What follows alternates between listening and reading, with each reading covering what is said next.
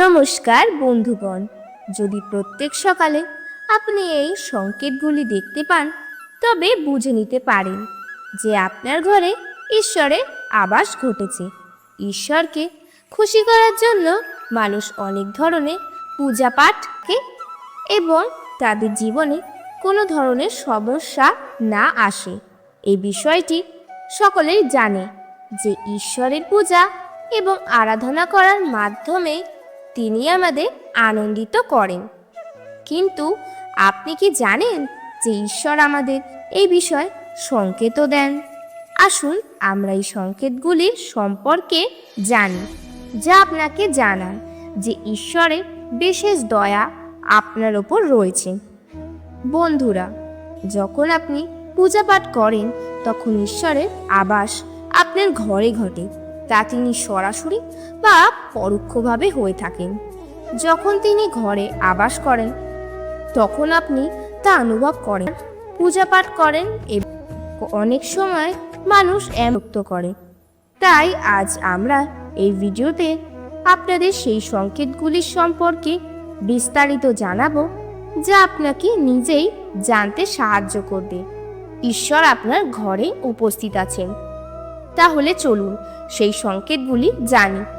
কিন্তু তার আগে যদি আপনি চান যে ভগবানের আশীর্বাদ আপনার ওপর অটুট থাকুক, তাহলে এই ভিডিওটিকে একটি লাইক করে দিন এবং চ্যানেলটিকে সাবস্ক্রাইব করুন এবং মন্তব্য বক্সে জয় শ্রীকৃষ্ণ, জয় শ্রীরাম, হর হর মহাদেব অবশ্যই লিখবেন। নম্বর 1, যখন আপনি ঘুমিয়ে থাকেন এবং ব্রহ্ম মুহূর্তে উঠে যান, প্রতিদিন আপনার ঘুম এই সময় ভেঙে যায়।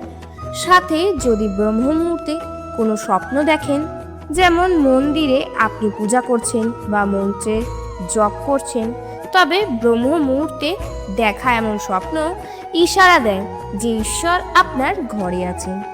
নম্বর 2, যদি আপনি ব্রহ্ম মুহূর্তে শঙ্খের বা মন্ত্রের আওয়াজ শুনতে পান, ঘন্টার আওয়াজ শোনেন বা কোনো নামের আওয়াজ শোনেন, যেমন কেউ আপনার কাছে রাম রাম বলছে, তাহলে এটি দ্বিতীয় সংকেত যে ঈশ্বর আপনার ঘরে উপস্থিত হচ্ছেন।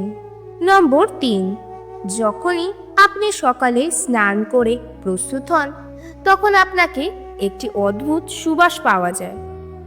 এটি একটি অদ্ভুত গন্ধ যা আপনার ঘরে অন্য কারোর কাছে আসে না, কেবল আপনি অনুভব করেন। এটি কোনো সুগন্ধি বা অন্যান্য আগরবাতির সুবাস নয়, শুধু আপনাকে অদ্ভুত এক গন্ধ আসে। এটি আপনার মন্দিরের ঘর থেকে আসে, যেখানে ঈশ্বর আবাস করেন। আপনি যত বেশি মন্দিরের কাছে যাবেন ততই সেই গন্ধ বাড়বে। বন্ধুরা, এটি দেবী দেবতাদের গন্ধ, যা আপনাকে জানায় যে ঈশ্বর আপনার ঘরে আবাস করছেন। যখন গৃহে নেতিবাচক শক্তি প্রবেশ করে তখন ঘর থেকে একটি দুর্গন্ধ আসতে পারে, কিন্তু যখন ঈশ্বরের আবাস ঘটে তখন এটি ইতিবাচক শক্তির প্রবেশ ঘটায় এবং আপনাকে একটি সুগন্ধ আসে। এই সুগন্ধ খুবই সুন্দর, মিষ্টি এবং মোহগ্রস্তকারী। নম্বর 4, যখন আপনি পূজা করতে যান এবং সেই সময় যদি কোনো প্রাণী যেমন কুকুর, বিড়াল, গরু বা অন্য কোনো ব্যক্তি আপনার দ্বারে আসে এবং এটি যদি সপ্তাহে 3-4 বার অবিরাম ঘটে, তাহলে বুঝতে হবে যে ঈশ্বর আপনার ঘরে উপস্থিত হচ্ছেন। তাই কখনো তাদের তাড়াতে নয়, বরং তাদের সন্তুষ্ট করতে, অর্থাৎ তাদের খাবার প্রদান করতে হবে। অর্থের বা অন্য কোনো জিনিসের দান আলাদা বিষয়, কিন্তু সবচেয়ে বড় দান হলো খাবার বা জল।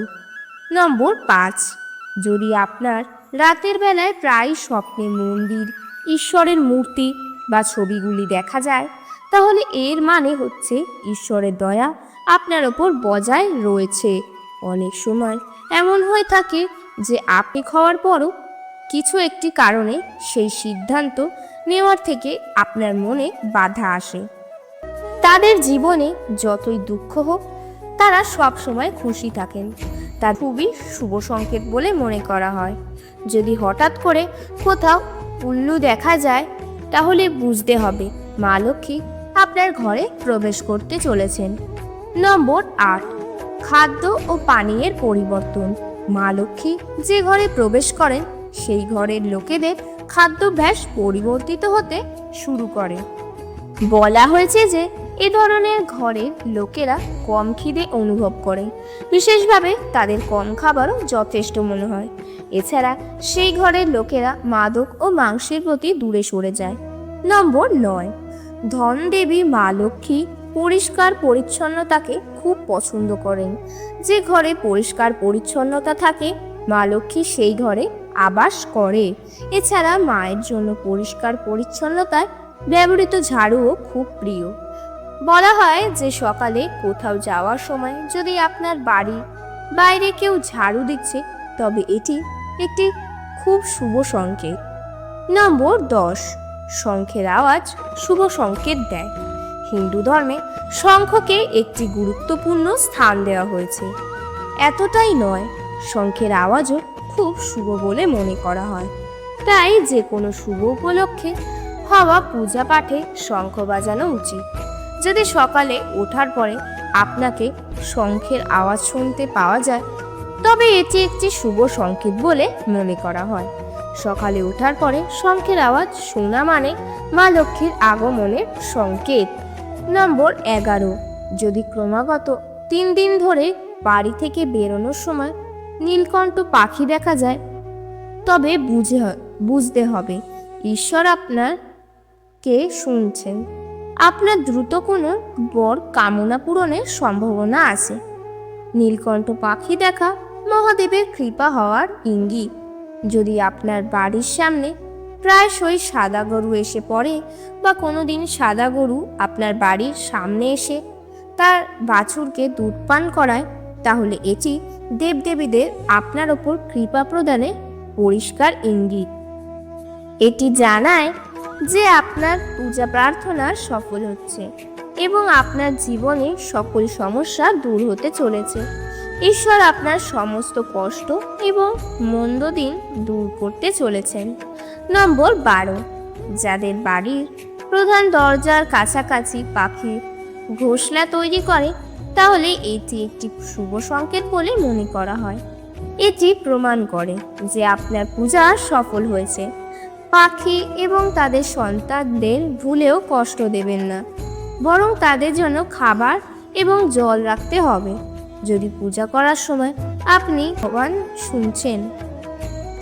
নম্বর 13, আপনি সকালে পূজা করার পর বাড়ি থেকে বেরোলে কোথাও যদি আপনি বাদরের দ্বন্দ্ব দেখতে পান তাহলে এটি জানা যে আপনার পূজা সিদ্ধ হতে চলেছে। ঈশ্বর আপনাদের উপর মেহেরবান আছেন। চেষ্টা করুন সেই বাদরদের খাবার প্রদান করতে। যদি আপনার বাড়িতে কোনো আগরবাতি, রুম স্প্রে বা কৃত্রিম সুগন্ধির ব্যবহার ছাড়া সঙ্গে সঙ্গে আপনার দিনগুলি ভালো হতে চলেছে।